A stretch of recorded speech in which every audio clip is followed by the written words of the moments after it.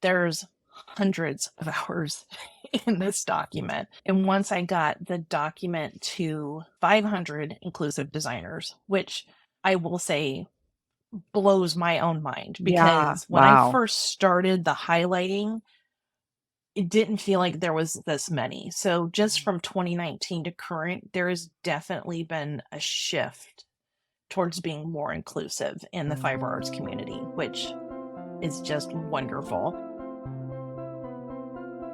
Hello, makers. Welcome to the Making Conversation podcast, where we chat all about making, the app and the act. I'm Jen, head of marketing for Making. My pronouns are she, her, and my Making app username is Knit Pearl. Now, here at Making, everything that we do is linked back to our core values. And if you haven't seen those, you can go visit themakingapp.com/about, but I will also link them below. Anyways, a lot of the content here on the podcast and also, the content that we build, that we post in other places are linked back to those values. Basically, everything we do, again, is linked to those values. And we really pride ourselves in building this wonderfully diverse and inclusive space for makers. So when I saw what today's guest was doing, I immediately paid attention. And Autumn has been a wonderful part of the Making App community for a while and is now curating a list of size-inclusive designers in the makerspace. And I wanted to chat more about that with you, Autumn. So welcome. I am Autumn Eden-Goodman, and my pronouns are she, her. And I am Autumn Eden-Goodman on the Making app. Before we jump into what we are talking about today, I want to know, what is your maker history? Where did everything begin? It was probably even around 5 or so. I remember my mom teaching me like basic embroidery, backstitch kind of stuff. And then at some point along the way, I was drawing, and then I was doing ceramics for 3 years through high school, which I still miss all the time. And I swear I went through the scrapbook thing everybody else went through, and I probably did some cross stitch in there somewhere. And then in 2018, I had to have spinal surgery, and I had 3 months of I'm not allowed to do anything, literally Yeah. anything. So I sent my husband to Michael's to pick up a skein of Red Heart and some of the aluminum knitting needles to start teaching myself how to knit. And then I also taught myself how to crochet, and I haven't stopped either. And then since then, I've picked back up into embroidery and cross stitch and watercolor. And so I do a little bit of everything all the time. Awesome. Bored is not in my vocabulary. Yeah, I know. I feel like that is, a lot of makers can say that. It's like, we are never bored. We always got something going on. And that's why we all Yes. have 1 million whips. No. Not me. I know. I'm actually very proud of myself right now. I have one thing on the needles. That's not true. I didn't mean to lie to everybody. I have more than one thing, but one thing I'm completely focusing on. And the other things, I'm not sure if I'm enjoying those projects anymore. And I feel like that's a whole other discussion, but like, I don't know. When you have a whip that you haven't worked on in a long time, I feel like there's a point where you have to kind of make a choice. Commit or frog it. Yeah. Yeah, I've got a couple of those hanging out. It's like, when it's been a couple of years since you've picked it up, it's that I have one cardigan that is that. And it's like, I don't know if I like made notes of like what size I was making.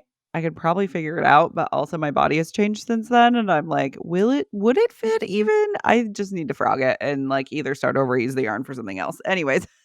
Right. Speaking of bodies changing, I want to talk about your list of size inclusive patterns and designers. And, like, again, making is all about inclusivity. So this is such an important thing for us. And we are actually building things into the Making app for the pattern side of the marketplace that's going to highlight size inclusive designers as well as size inclusive patterns and some other things that are going to kind of help highlight the people who are really taking the time to think about how to be inclusive for everybody. I want to also talk about what the fat tax is and for you to explain that to everybody. And then, of course, we're going to go into a little history of sizing because to understand where we are, we should always understand how we got there, especially if we're Mhm. trying to change the world. Yes. One Awesome. sweater at a time. One pattern at a time. I know.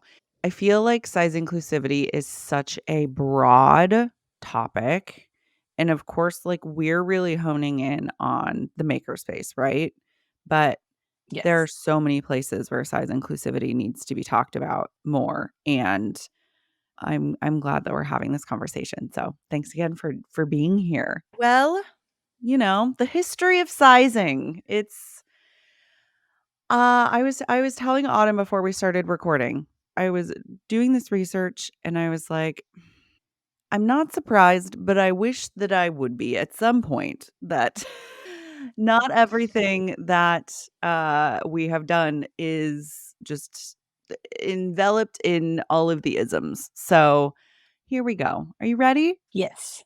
Take us on a journey. I will. And people, please don't throw your phone. I'm just delivering the news and the history. And yes, it is frustrating, but here we go. So basically, until the 19th century, garments were made individually, right? So most people had someone in their family make clothes for them, or they made their own clothes.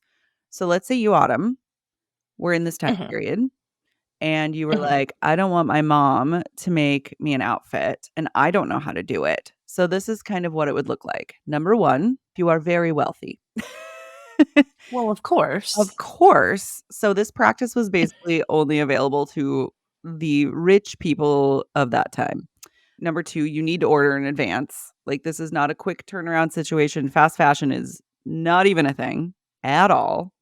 It's the opposite. It's very, very slow fashion. And it's not like we're ordering a dress like 3 days before an event. You have to plan. And then number 3, you go to a tailor, you get measured, and then they assemble everything from scratch, AKA a lot of work. And Mhm. that's what it looked like if you were swimming in money. If you were not swimming in money, again, people would measure themselves and hand sew everything. So, based on how we do it today, that's kind of like we're winging it, right? Because now we have patterns. And even if you do make all of your clothes, there is more of a guideline. I do know people who wing it, and that's mind blowing. You all are amazing.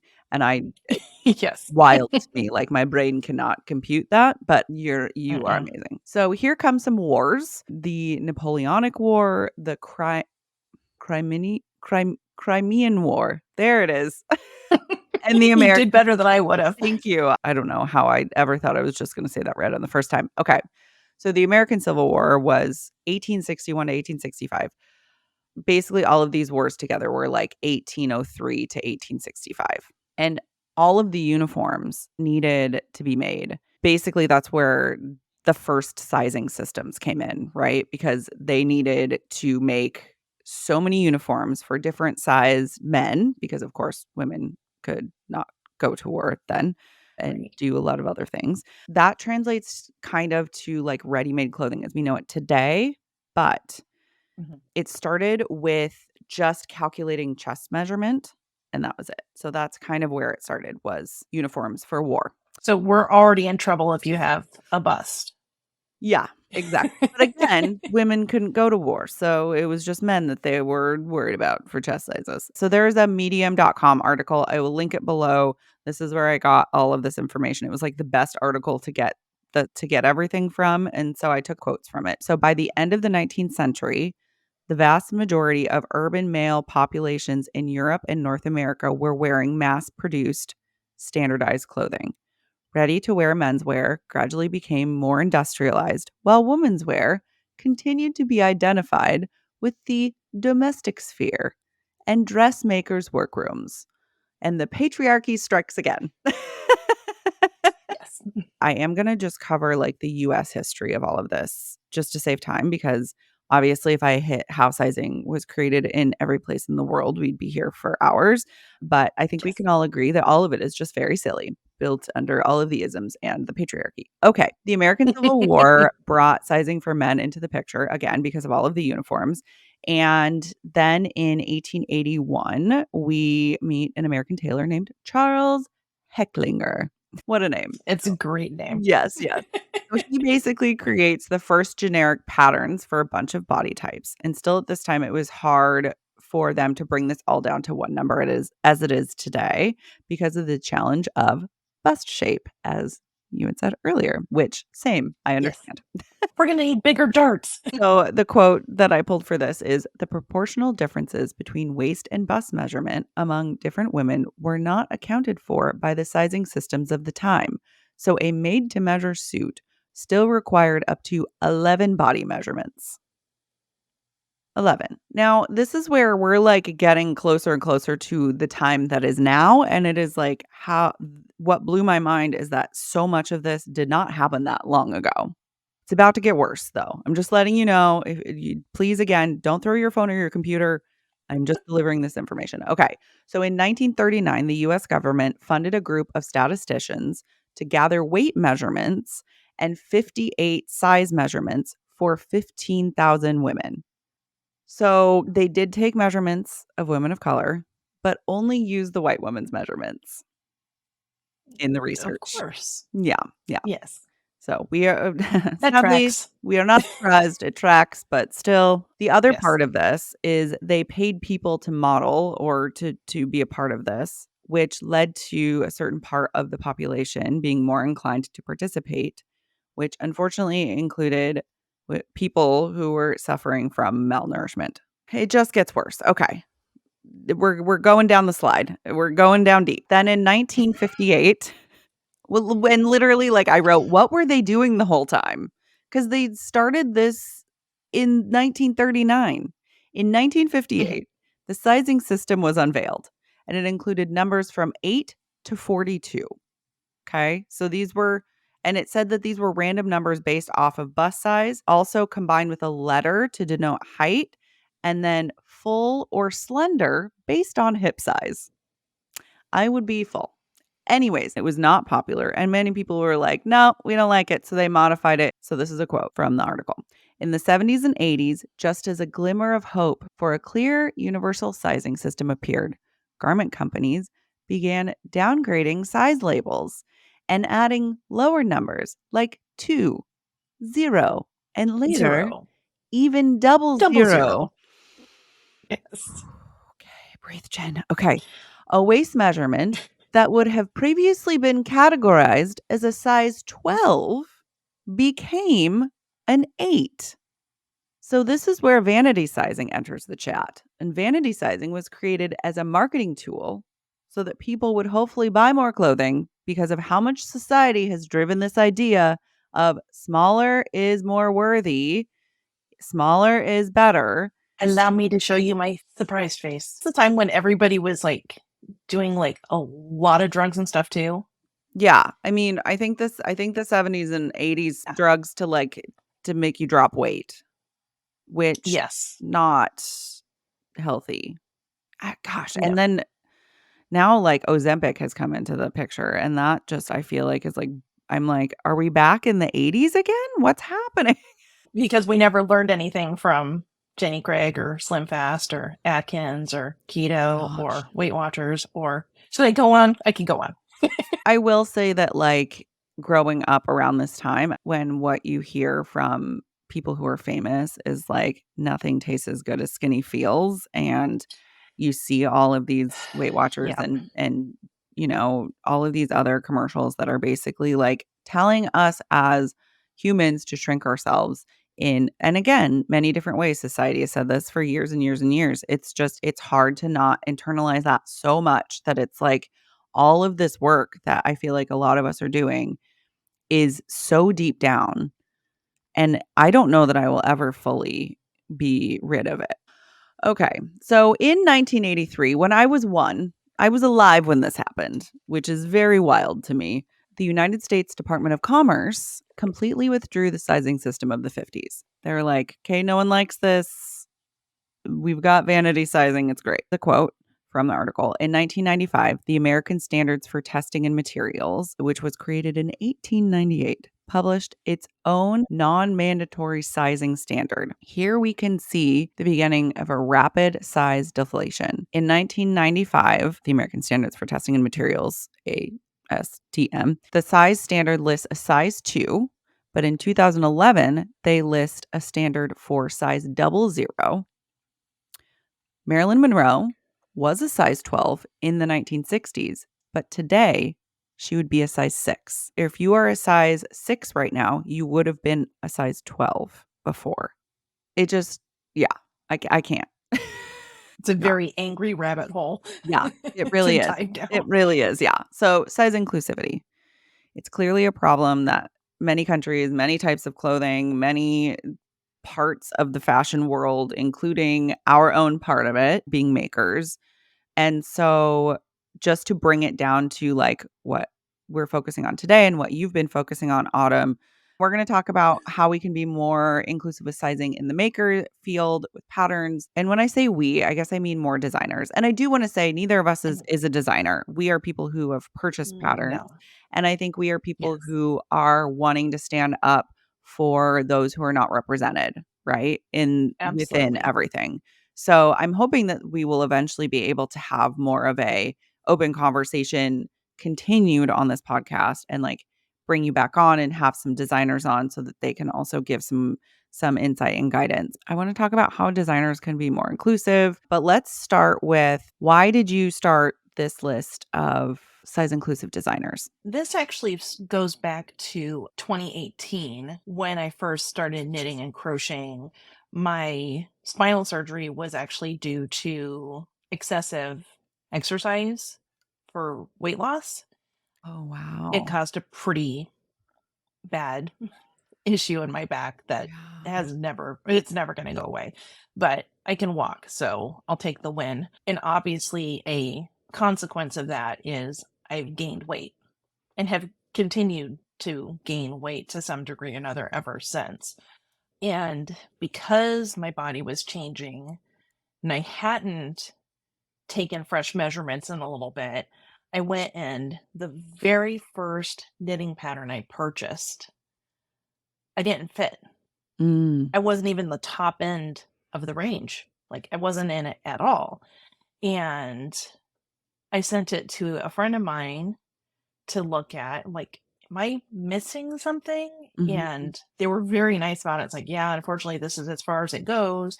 I can grade it up for you. And I was like, that's really nice of you, but I feel weird about that because now I can knit it, but my other friends who see me knitting it can't because the Mhm. designer's not doing that. And I started noticing as I was browsing patterns a trend of what's now being called size washing, where you'll see patterns that say they go up to 4x or 5x, but then when you sit and do the math, they're not even hitting 50 inches after you account for the maximum recommended ease. And currently, the understood inclusive range is considered 30 inches to 60 inches. Mhm. So when you've got patterns that are hitting like 48, 50 inches, it's not really as inclusive as they say it is. Mhm. So fast forward a little bit, and then Ravelry had the big rebrand, remodel that caused tons of issues for everybody.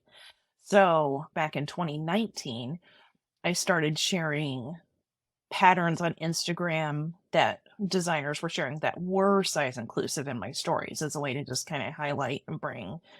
And then slowly over that time, I kept doing that, but then it became well, what if I started a list? So I started a list in Excel, but then it was like, well, how can I make that more useful? So then it became a Google Doc that people could start accessing, which has grown just way more than I even anticipated. So you can access that on my website at buyautumn.com, or I've got links in my bios on Making and Instagram.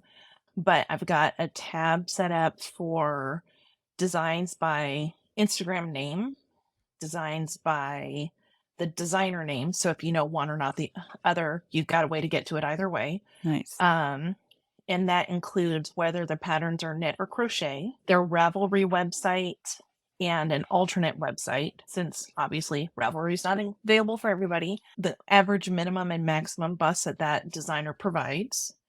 And then if they have any accessibility options in their patterns like low vision format, screen reader friendly, pay what works models, etc. I make a note of those. And then I also make a note of if they have additional languages. Mm-hmm. So I will say that I did not initially include the minimum bust. I had found people discussing it on Reddit. Yeah. Not actually tagging me in. I just found they were talking about it. It's like, but what about the smaller people who can't find patterns in their sizes? It's like, okay, so I'm going to include the minimum bust, but that is not the focus of my spreadsheet. I'm Mm-hmm. including it because I'm already there and I'm already doing the math for one size, so it doesn't hurt me to do the math on the other. But I am not going to restrict the spreadsheet based on the minimum size because my goal is to make a list of designs that are fat friendly. Yeah.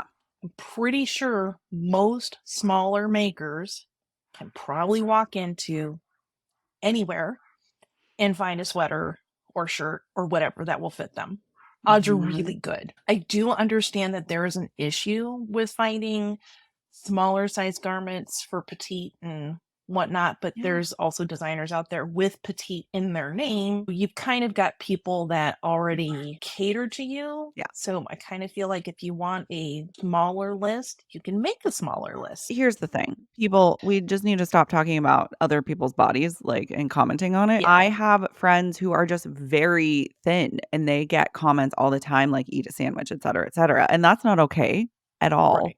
But I do think that there No. is a very different experience for fat people. And again, fat is just a Absolutely. descriptive. It is not a It's a negative, and descriptor, not we're offensive taking to it me. back. No. Yeah, exactly. We're taking it back. Absolutely. However, how society treats fat people in many different ways is very different. Just don't comment on people's bodies.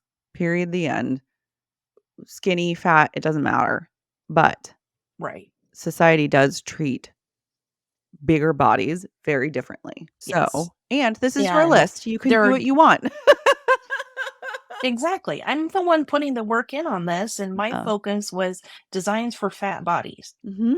So that is what I'm going to focus on. I did start including the smaller range just as an information point, but that is not at all my focus. Mm-hmm. Since then, I have also included a tab for maker resources. So this is for yarn dyers that provide anti-fat tax discounts.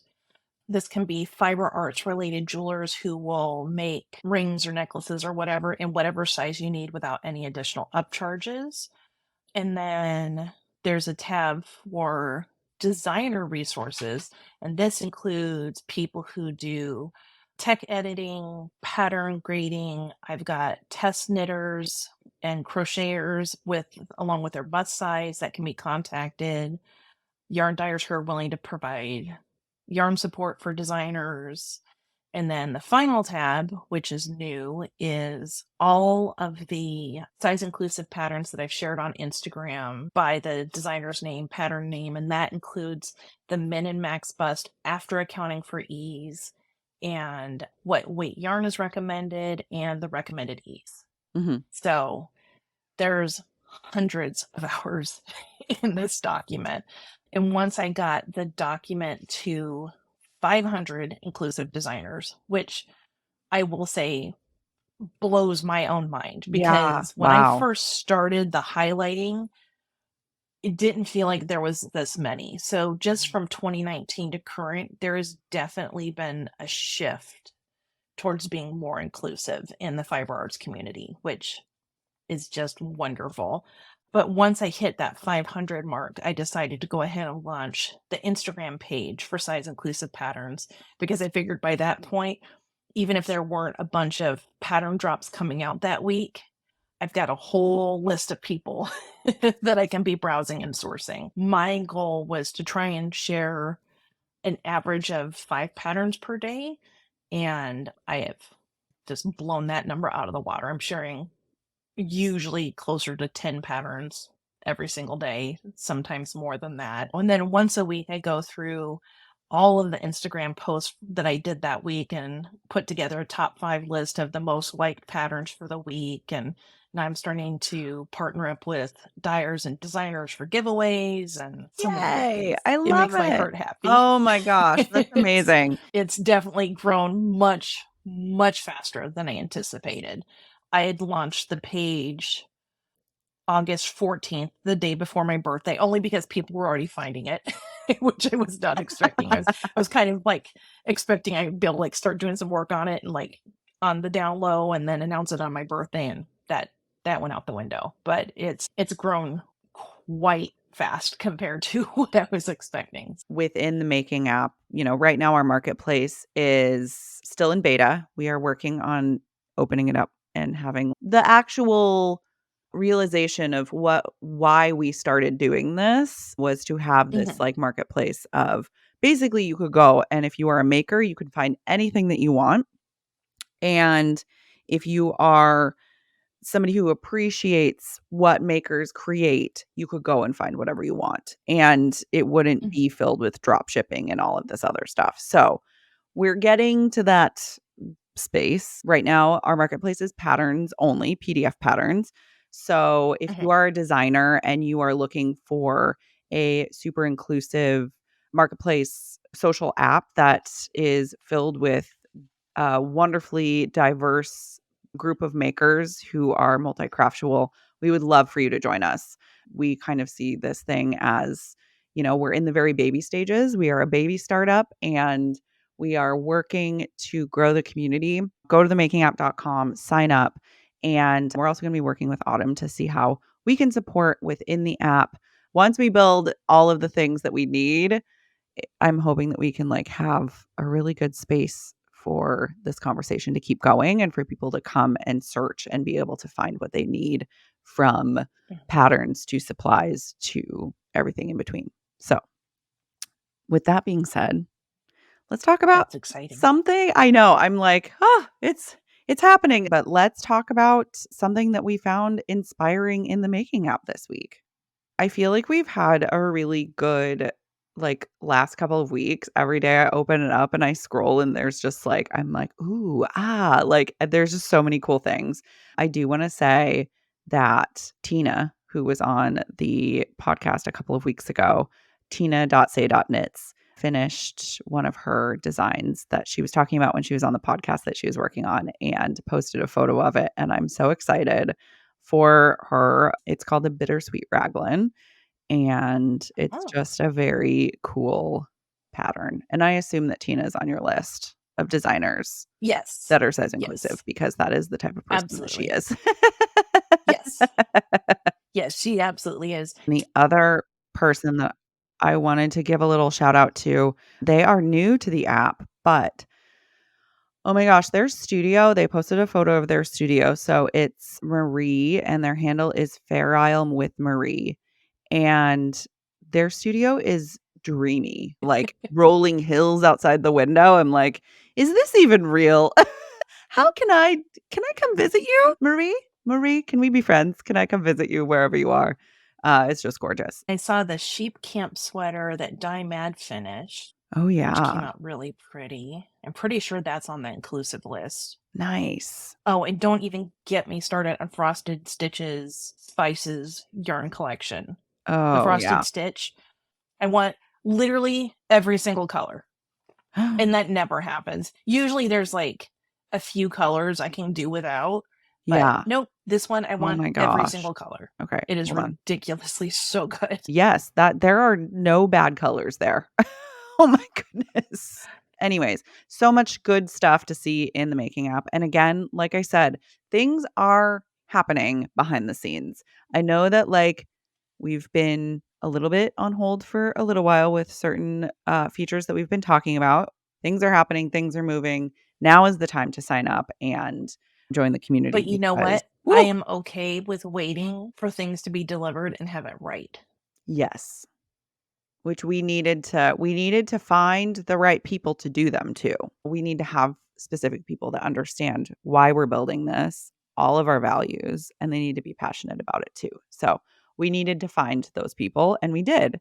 And now things are moving and it's so exciting. So let's talk Yes. about how, again, we're not designers, but you No. have done so much research. You've had a lot of conversations with designers and helped them understand what they should be, how they should be thinking moving forward to become more size inclusive with their designs. So, Yes. what are the steps that designers can take to ensure that they are size inclusive? The first thing is to look at your size range. If you're not hitting at least 60 inches after accounting for ease, it's just not going to be inclusive.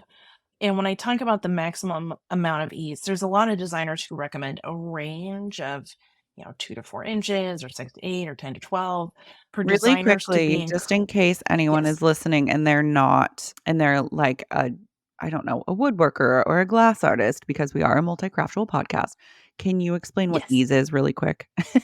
Ease is how much larger or smaller than your actual bust. Mhm, So most tank tops have negative ease, mhm, or bralettes have negative ease. They're meant to be really fitted, mhm, while that oversized cozy sweater is going to have positive ease. mhm, So that ease is talking about how many inches greater than your actual bust size it's going to be. mhm. Cool, okay, thank So, you. one of the things that I do on the Instagram page for the size inclusive patterns is as I share patterns, I put them into highlights based on their maximum bust size.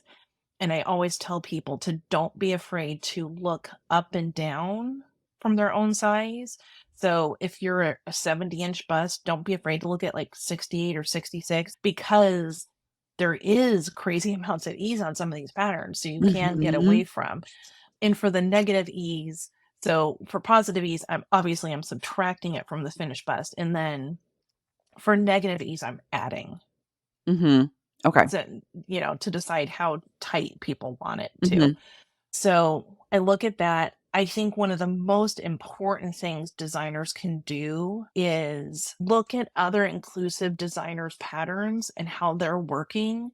And one of the things that they're going to find quickly is very few people are relying on just the Craft Council size chart. mhm, Most of the truly inclusive designers I'm aware of are either working off of tables that they've made for themselves or working off of tables that other designers have already been making. So Isolde is a prolific designer who is inclusive, and my understanding is that she does have tables available for different measurements. I know Indigo Dragonfly mm. um, Kim, is also yeah, Kim. She has also been working on lots and lots of work putting together more charts.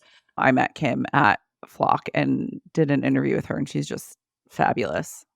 Absolutely love Kim, Indigo Dragonfly. Just a wonderful human. So funny. Anyways, I love that there are designers that are creating true things, Truly inclusive truly inclusive tables. tables. Yeah, that's amazing. So there are other resources out there beyond the Craft Council, Mhm, which is great because their size chart is really limited.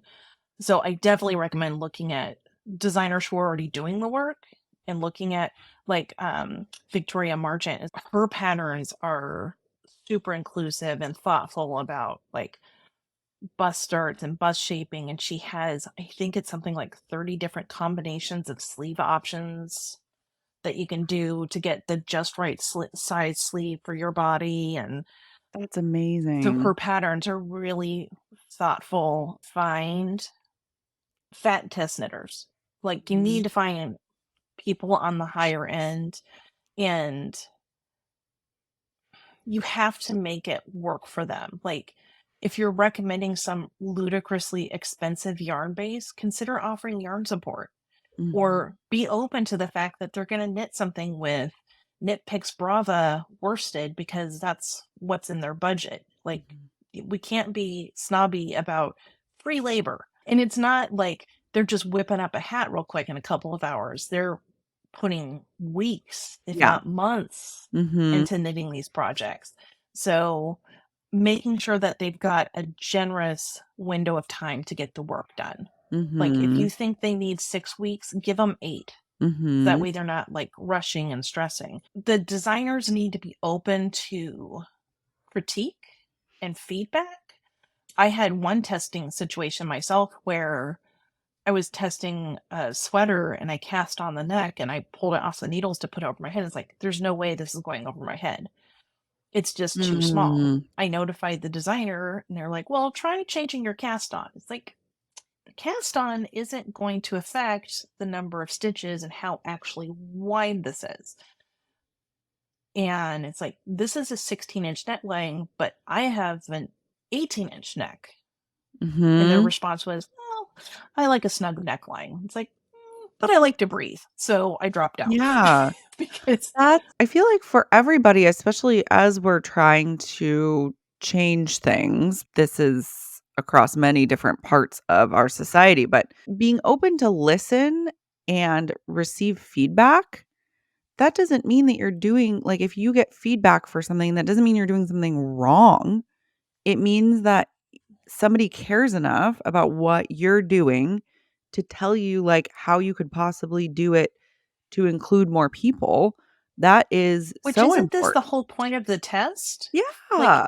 isn't the goal to get the Wild. best finished garment out of this that you can? Yeah. And another trend that I'm seeing is, and I'm hearing a lot more is happening, designers are not wanting to allow the testers to make any modifications. Hmm. It's like, for me, I have to knit my yoke longer. I just have to, or it's not going to cover the girls. It's just Mhm. not Yes. happening. But I also The have a ladies. Yes. really short torso.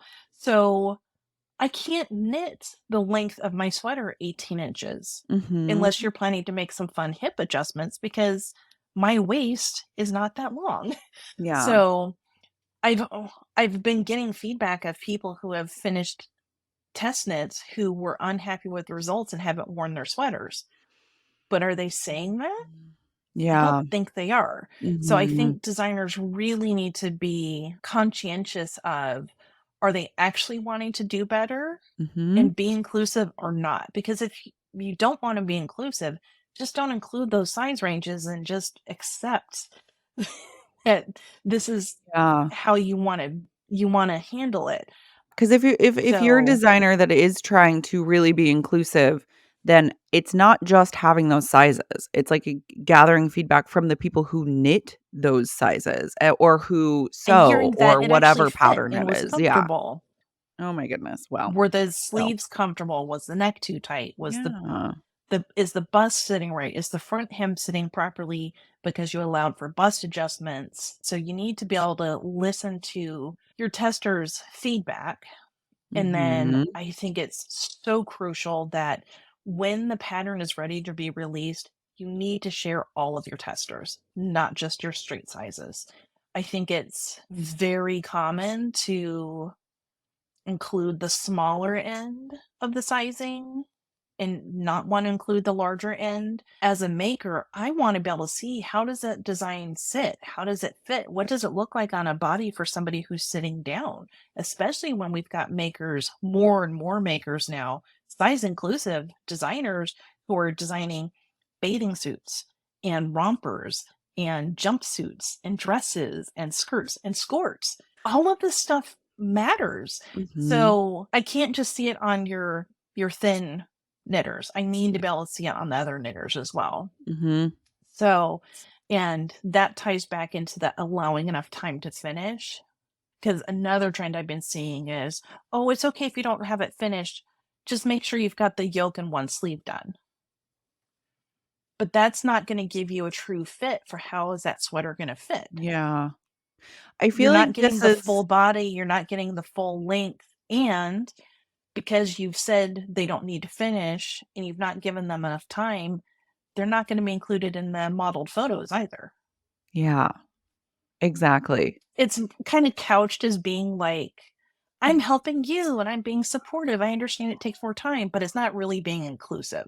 It's But disingenuous. also, if this is your business, now I understand if people are doing this as like a side business, like it might be a little harder to do this planning correctly based on, time of year, et cetera. But Hmm. maybe think about that and plan way ahead. Like any designer that is not planning way ahead, they shouldn't be asking people, especially people who are knitting larger sizes, to get something done within a quick time frame. Like that makes zero sense. So, I've sorry, you're had hearing my dog in the background. test knits. Benny Oh, says hi, I'm surprised you everyone. haven't heard mine more. I've had test knits where for my size, I was going to be given about a month. Can I do it?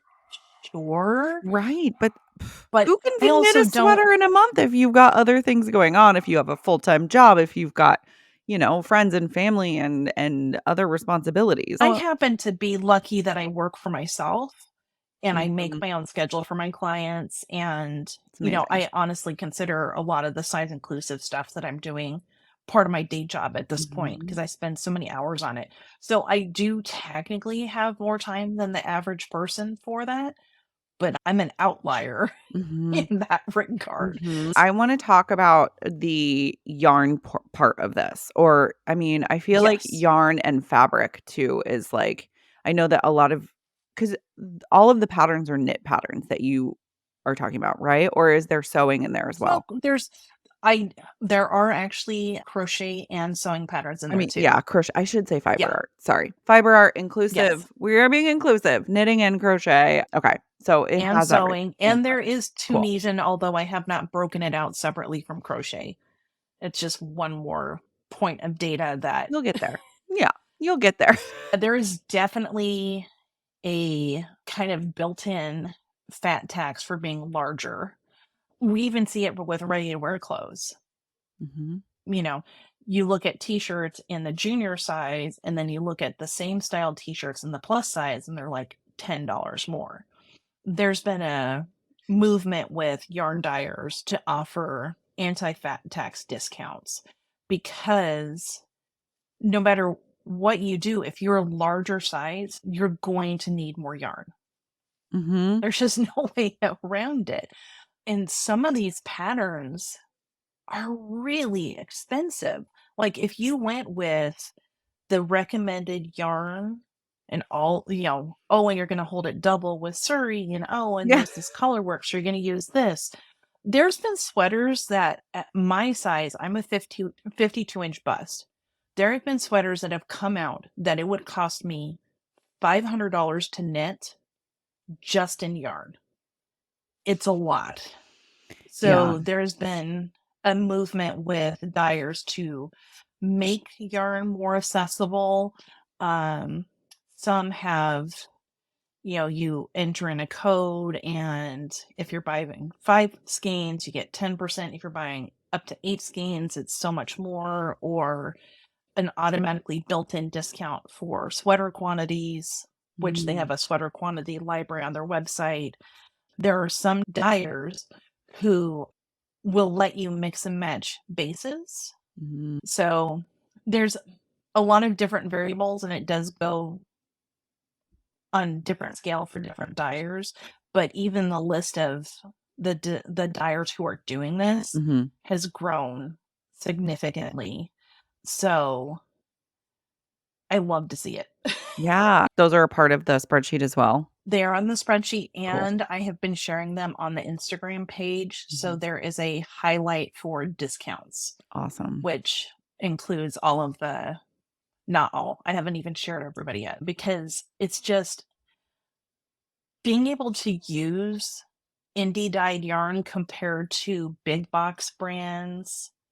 It is a different experience. Mhm. It just, you know, and there's absolutely a place for all of your, nitpicks and Yeah, of course. As long as you are happy with the yarn that you're using, use that yarn. Whatever you're using, like that is acrylic. If that's what you and I like am using, use it. Nobody not is a snob. judging. I have Yeah, got nobody all is of it yeah. in my And stash. if you are a yarn snob, you need to check yourself. But like, yeah, Yes. I there is a time and place, but it's true. Sometimes it's like I really want to knit with this indie dyed yarn and it can get very expensive.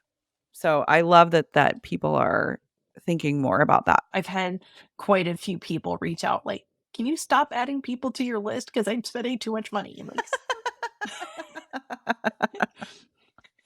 I love "I'm that. I really know. helping you." Oh my goodness. I But know. it's This it's all for this the good. plus the festivals that making is gonna be a part of in the next month or so. I'm just gonna be broke. What are other things that indie dyers could be doing? Are there other things that they could be doing that would at least help There are gain awareness some for that spending? there are some that have community funds Mhm. where as people are shopping, they can choose to donate a skein or donate a certain portion of their purchase to go into the community fund. So if there is a maker in need who's getting ready to do a test knit or whatever, they're in a position to sponsor a sweater quantity for them without it being out of pocket, which I think is just lovely. And I know Mhm. there are designers who do that too. They do community funds for their patterns so they can send out patterns to people who can't afford them, and that is in lieu of or in addition to their pay what works models too, which is Mhm. so nice to see. That's awesome. So I do think designers deserve to be paid for their hard work. Mhm. There's hundreds of hours in a lot of these patterns. So expecting to be paid $8 to $12 for their work isn't terrible, but I also understand that that is out of reach for some people, Mhm. even if it's just a particular situation. So when I see, there are designers out there who are doing 25, 50, 100%, you know, honor system pay what works codes, it makes my heart happy. It's just really lovely to see they want you to make their pattern. It's not just a look what I made. Tell people how they can support you within this. If there are designers that are wanting to be on your list and are not, and also dyers as well, how can people support you? How can people get in contact with you to be added to the list? So if you're offering discounts on yarn or you have size inclusive patterns and I haven't shared any of your patterns yet, just send me a message at autumn@byautumn.com. Reach out to me. And even if you're just a maker who has found somebody that I maybe haven't found yet, let me know. And then ways to support my work, honestly, just following what I'm doing, commenting on what I'm doing, sharing out patterns that you find through me is wonderful. I do have Ko-Fi set up so you can send me coffees to help support my work. And it is just lovely when I get that a random thank you so much for what you're doing donation that comes through. And I've actually got a few monthly subscribers now, which I didn't even know was a thing until they showed up. I was like, I oh, how love it. nice. Awesome. So I'm not joking when I say this is basically turning into a full-time job. So Yeah. any support I can get in that regard is very helpful. I had initially set out to average, 5 patterns per day. So over a year, that would be just shy of 1900 patterns. And as of right now, I have shared 590 posts. So that's a mix of patterns and discounts on yarn and whatnot. One of the things that is really important to me, because keeping in mind Ravelry is just not accessible for people, is I do not include any Ravelry screenshots Mhm. or any of the information. I put in the information formatted myself. Also, I am reposting, so sometimes the copy is a little outdated. Maybe the pattern dropped a year ago. I don't have the time to go through and copy edit Yeah. everybody's posts. But if a designer is ever like, can you please, if they want to send it to me, I'm more than happy to update their posts. Also, really proud of the fact that I'm not just sharing the cool kids. There's always that like dozen designers that are always on the hot right now and always are Yep. being reshared and boosted. And I have shared designers with less than 300 followers who are grading patterns up to 70 plus inches Mhm. as their first design. Yeah. I think it's incredible. So I really want to be able to lift up the designers who are showing up and doing work right from the get-go. And there are some amazing people. That is, another reason why we built the Making app is there are the people who are always talked about and they have it down. I will say the Making app isn't for everyone, and being on the Making app in the marketplace isn't for everyone. And we never ever set out thinking that we were, but we want to be able to support those people who are doing such a wonderful job and maybe aren't like highlighted constantly. And Right. yeah, so I love that you're also doing that. And that's we're in alignment there. Well, and it's not that I don't share the cool Of kids. course. No, I You mean, know, I everybody is shared, occasionally, but I try to be really mindful. thank you for doing all that you're doing. And, we'll have everything linked below so that people can easily access it or access it. Access it. It's Friday, y'all. We're recording this It on a is. Friday. My brain is slowly shutting down. So, what are you working on personally? Like, what are your projects? I am in a pile of samples right now. I'm actually finishing up the ribbing on this Drover sweater for Spin Ooh. Cycle. So this is the Mm. Drover pattern by True Grit Knits, and it is a sample. So they're dyed in the wool, and then it's their collaboration with Farmer's Daughter, the spinster's daughter Nice. yarn. So Yeah. it's really lovely. And then I actually have two more samples yarn already waiting for me. So, like, literally, as soon as I get this done, I've got the next one ready to go. And then I've got a secret sample coming up, which is going to be so much fun. It is going to kill me not being able to share progress on that. I love that I get paid to knit. It's so lovely. Oh, that's awesome. I had the Wanderlust sweater by Wanderlust Knitter in progress for myself. I haven't been touching it much just because I'm trying to get these samples finished and out the door. And then when I'm not doing all this, I'm painting. So, But I just finished yes. I Lay saw Bandana. Yes. I love that color so much. That's the Okay. Flora Morganite, right? Yes, it is. So, It is really Amy, bad how much I know some of these colors just no, on I love sight. it. I love that you knew that. It is so That's the lovely. volute, Yes, the volute. volute, or I like to call it volute and say it with the accent, even though that's probably very wrong. But we embrace it. oh, it is It like looks so soft soft and and lovely and squishy. squishy, and it was just a joy to knit, and it's 50% merino, 50% cashmere. Highly recommend. After Flock, I started the Lucid Tee with my Porter Wool Co.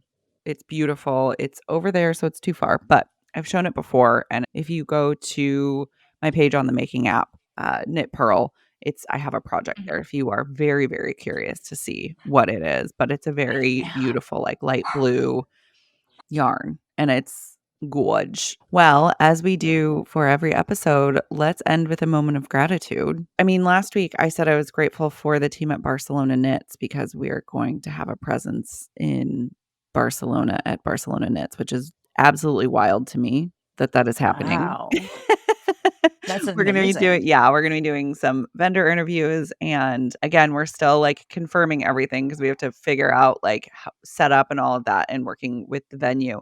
But we will be doing this podcast live there, and I'm also super grateful for Rachel and the team that is putting together Sacred Sheep because we're going to be there too. And again, we're I'm like so nailing jealous. down all those details, but yay! Just the community is amazing. And I'm also grateful for you for all of this work that you've put into this. There's a lot of work that we all have to do to ensure that, our little corner of the world, makers in general, all feel included and loved and cared for. Absolutely.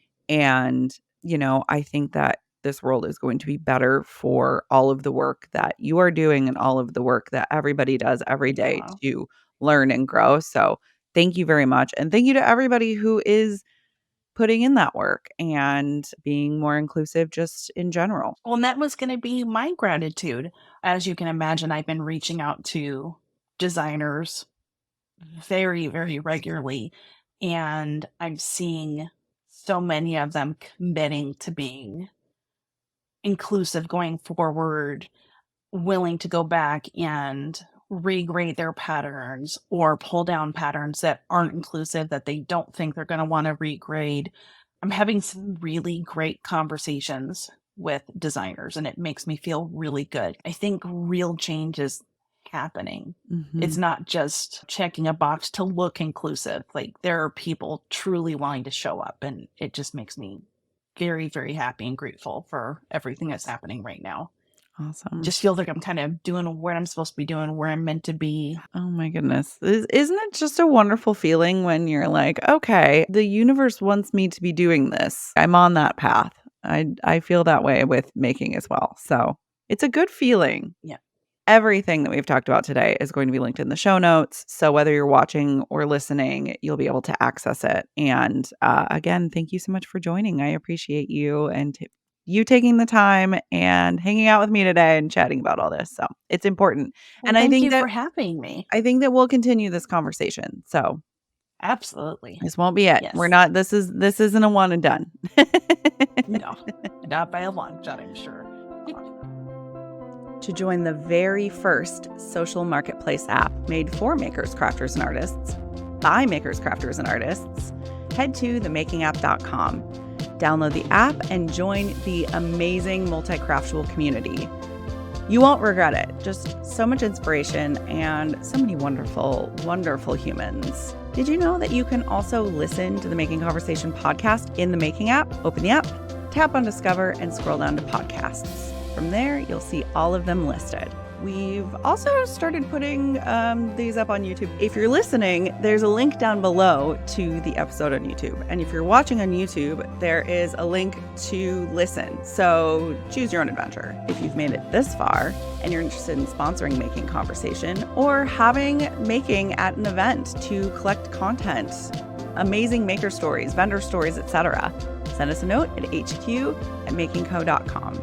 We would so very much appreciate it if you were to share the podcast with your crafting community, whether that's online or offline. Having more eyes and ears always feels real good. So thanks for watching and or listening, and we'll see you in the Making app.